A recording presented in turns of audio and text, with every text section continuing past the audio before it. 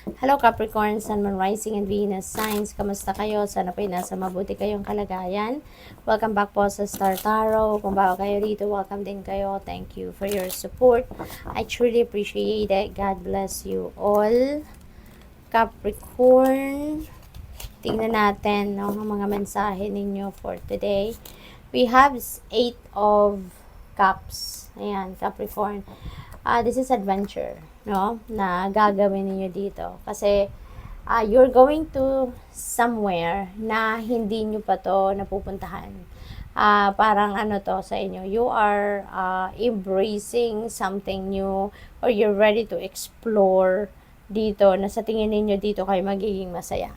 No? Kaya, masayang adventure ito para sa'yo. Kasi, you've never done this before. You've never been to this place before. No? Kung saan kayo dito papunta. Pero, one thing is definite. Sa tingin ninyo, dito kayo magiging fulfilled, dito kayo magiging masaya, dito ninyo mahahanap yung kung ano man ang hinahanap ninyo para sa sarili ninyo. Yung happiness, enjoying, contentment, and fulfillment na hinahanap ninyo. No?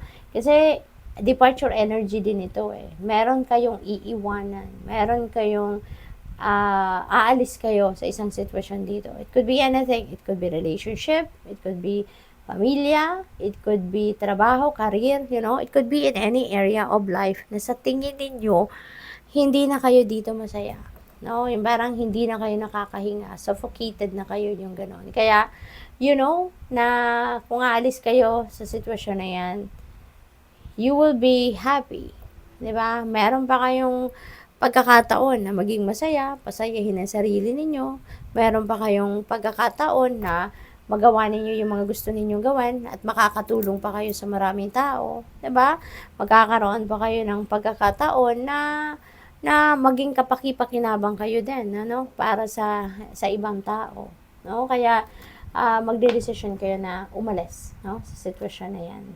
And meron din merong mga support sa iyo, merong makakatulong sa inyo or merong tutulong sa inyo para ma-carry out ninyo yung plano ninyo 'yan, no? Maybe these are your friends, 'di ba? Maybe these are some of your relatives, maybe this is your mga dating katrabaho, mga dati ninyong contacts, mga ganon. So, someone is going to help you, no, na matupad ninyo, no, yung gusto ninyong mangyari dito sa buhay ninyo. There are some people that are going to help you out or offer you help, no, in any form. Pwede rin na yung Three of Pentacles na to. For others of you, no, hindi naman gano'n ang sitwasyon.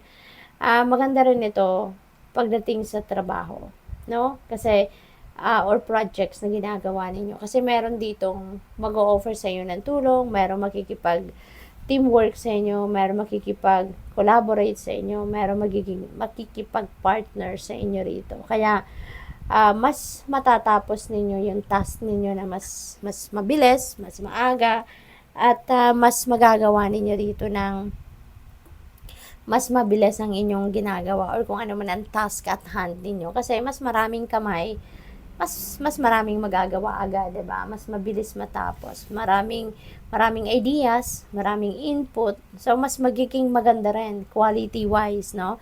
Yung magiging resulta ng inyong mga trabaho. We have the Tower energy. This is change, no? At yung pagbabagong ito, hindi ninyo ito plano, hindi ninyo ito ginusto, hindi ninyo ito initiative, no, but this is the divine intervention. This is the divine intervening in your circumstances, no. This is the divine doing the favor for you para mangyari, no, yung mga bagay na to, para mag-unfold ang mga bagay na to, na mga sitwasyon na dapat baguhin sa buhay ninyo, no, para madala kayo doon sa kung saan kayo dapat mapunta at this moment. No? And that is in alignment with your destiny. Kung ano man ang event na to, ano man ang magbabago sa buhay ninyo, dadalhin kayo ng pagbabagong ito doon sa sitwasyon kung saan dapat nakalinya na kayo sa inyong purpose, nakalinya na kayo sa inyong mission sa buhay, sa inyong destiny. No? Kaya sa una, oo, pwedeng may discomfort, pero sa una lang 'yon. No, eventually it will change, and it will become smooth sailing na journey kapag nakapag-adjust na kayo. No? And huwag kayong mag-alala kasi the divine is going to help you, no, na maka-adjust kayo agad dyan. Hindi kayo bibigyan or hindi kayo ilalagay ng Panginoon, no, ng divine universe sa isang sitwasyon tapos hahayaan kayo, no, or kumbaga, you will be left hanging there. Hindi. Lalagay kayo sa isang sitwasyon, tutulungan kayo na maging maayos ang inyong sitwasyon. So, suportahan kayo. Ipo-provide sa iyo kung ano ang kailangan ninyo. Okay? What else? We have Two of Pentacles in reverse. Ayan. So, ang daming gulo. No? Siguro kasi marami kayong ginagawa, maraming iniisip, maraming iba't ibang bagay, no, ang mga pangyayari sa buhay ninyo sa ngayon. At siguro din, isa pa dyan, kaya hindi rin masyadong maganda ang reception ninyo sa mga lahat ng mga pagbabagong ito or mga kaganapan sa buhay ninyo na ito.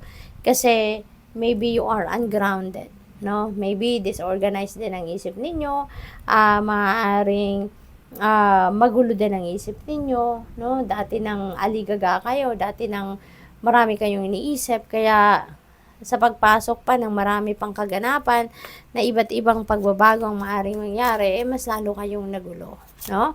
Yung gano'n. Kaya, this is calling you to bring the balance back in your life, no?